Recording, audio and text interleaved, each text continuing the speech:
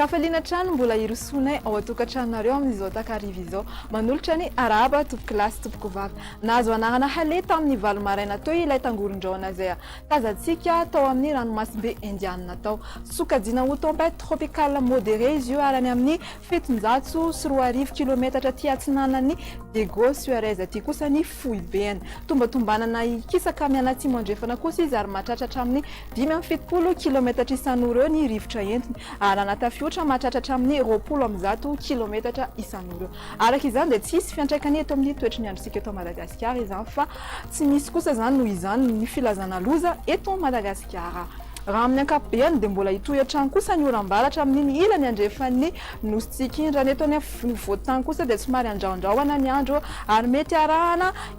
oron-tandrifondraona vitsivitsy izany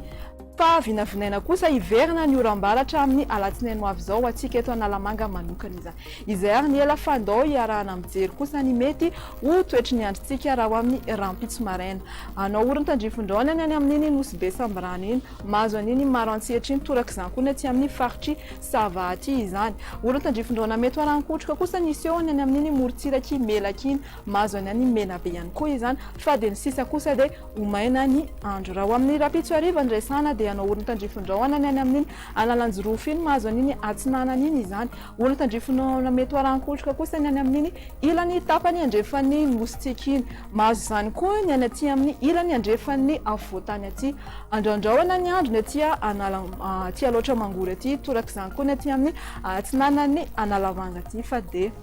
hiditra avy hatrany amin'ny maripana kosa isika maripana vinavinaina ho amin'ny ambany indrindra kosa dia hitantsika izao fa dia 70 degré celsius izany izay hitantsika aty avakinankaratra moa izany ny ambony indrindra kosa dia manome tarehimarika 430 degré celsius izay tazantsika aty